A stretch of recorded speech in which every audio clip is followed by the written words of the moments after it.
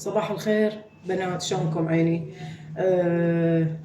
او مساء الخير. زين عيني، شلونكم؟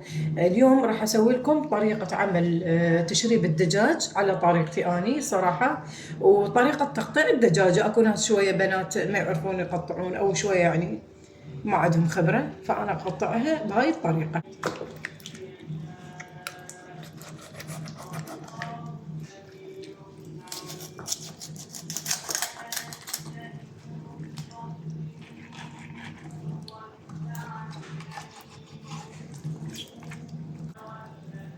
اهم شي هذا الفخذ تقطعونه بهاي الطريقة.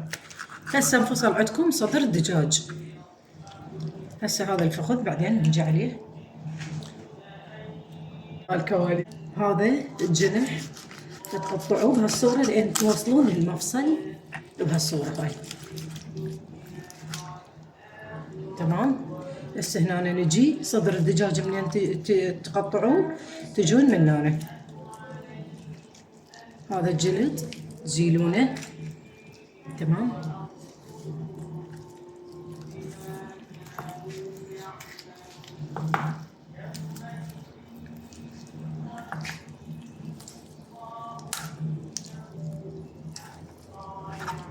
شوية لابسة جفوف لين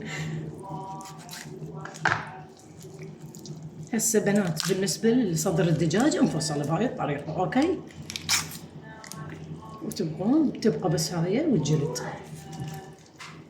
هسه بقت هاي قطعتها بهاي الصورة من هنا، قصيتها.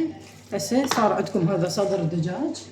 طبعا مرات اني اجمع بنات ويا هذا، اجمعه ويا هذا، او اسوي عشاء، او اسوي ريزو، او اسوي يعني اي شيء. وذني بنات ما اذبن، ذني اخليهن ويا السوب. هسه اشوفكم طريقتي.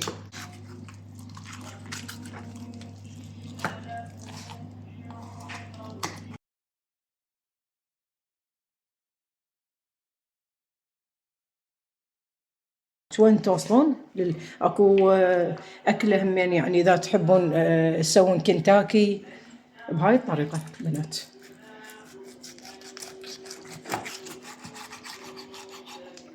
هيك يصير عندكم هذا الفخذ. اذا تريد تحبون تسوون كنتاكي، او تريد تخلوه هيك كبير، بكيفكم.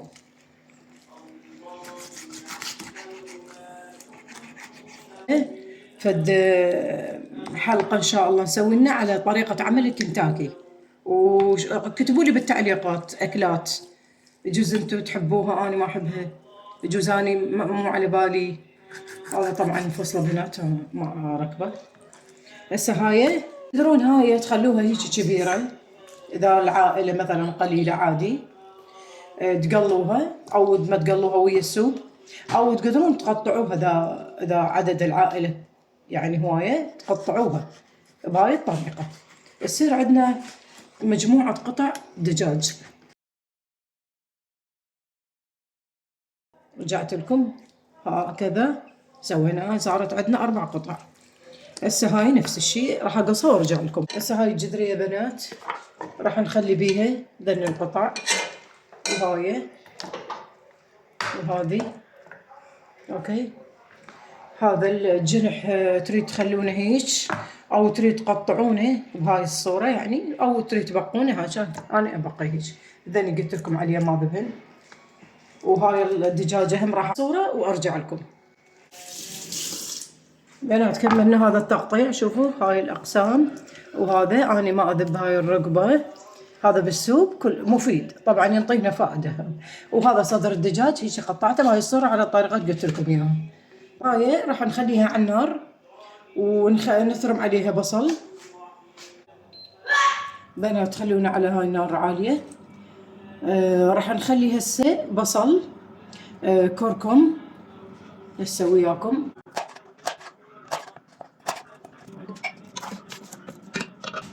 خلي الكركم طبعا حسب الرغبة، كل الناس ما تحبه هاي اصفر، الكركم مفيد. بنات طبعا هذا الكركم اني طحنته، اني اطحنه بالبيت، اجيبه صحاح واطحنه. راح اطلعكم فد يوم ان شاء الله اصور لكم طريقة عمل البهارات الصحاحة شلون اطحنها وشلون اسويها يعني باودر واحتفظ بيها، واني استفاد منها الصحاح، واني اطحنها بالبيت اكثر من اللي اشتريها يعني مطحونة، ما استفاد من عندها صراحة. اضيف على الدجاج الكمون اهم شيء، الفلفل الاسود والكركم والكمون. الكمون شوية بنات، الكمون شوية احب اضيفه على الدجاج، ينطي نكهة وطعم للدجاج. بسم الله الرحمن الرحيم. بنات تظلون تقلبون هيجي على مود نجانس البهارات. طبعا الملح همين اخلي بس مو هسه، خلي شوية يذبل الدجاج بهاي الطريقة. طبعا ما اخلي اي دهن عليه، لان هو هنا عندنا الهاية شوفوا شلون تحتوي على هنا يعني الشحم هو نفس هسه من تستوي السوق راح اشوفكم ايش قد دهن بيها. هاي طريقة صحية جدا. هسه ما ننسى النوم وبصرة بنات، اخلي نوم بصرة واحد بس، انا ما اكتفي بالوحدة بس، ما اخلي اكثر لان يصير اسود اوفر، يعني شيء اوفر يصير. نغطيه لحد ما يستوي شوية، واراويكم ايش راح اسوي. شوفوا البخار يخلي شوية يذبل. هسه باعد دهن شوفوا، واذا احد يريد يضيف دهن عادي يضيفوا شوية زيت او دهن او زبد او زيت الريزي. طبعا انا استخدم زيت الريزي بنات، من مفيد هسه اشوفكم اياه. واذا تحبون الان طبعا ما راح اخلي، بس انتم يعني انا استعمل هذا زيت الريزي، هذا جدا مفيد بنات. هذا طبعا طبيت على موقع مصنوع من نخالة الطحين، زيت نخالة الطحين. هذا اذا تعرفون شنو مكوناته، مو زيت عباد الشمس، هذا زيت نخالة الطحين.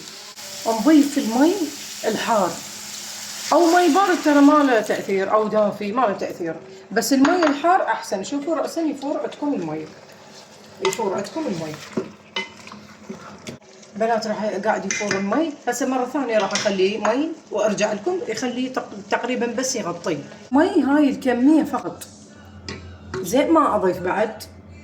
هاي الكميه كلش كافي. ليش؟ لان الدجاج من راح يفور راح يزيد تقريبا عندك المي بنسبه يعني، فلا تزيدون، خلوا بهاي الكميه من المي. هسه راح اضيف الملح ويفور. طبعا الدجاج بسرعه يستوي مثل اللحم، بس شويه هم يعني يراد له يعني على نار عاليه او وسط، يعني مو كلش عاليه، وسط. ونغطيه. وهسه راح ارجع لكم ان شاء الله من يكمل وشوفكم. اكو بنات يخلون ورق الغار واكو قرنفل، بس صراحه عذرا ما عندي ورق الغار وقرنفل حب او دارسين. ننطي نكهه كلش طبيعيه، بس انا عائلتي ما يحبونه ويا السوب. قرنفل ودارسين او اعواد او ورق الغار همين يضيف نكهه وهيل اذا تريدون صحاح يضيف نكهه كلش طيبه للدجاج، بس انا عائلتي ما يحبوه على السوب.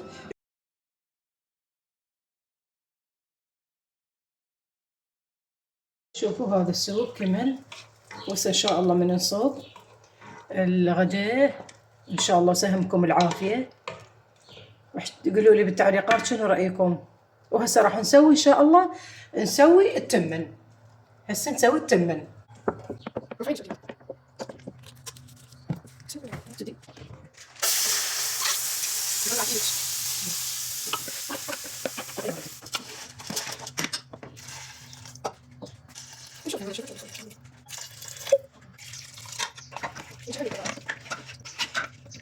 هذا كلش كافي لان انا منقعته التمن، فاخلي هالكميه يجوز بعد شوي اقل، بس يلا عادي نخلي ملح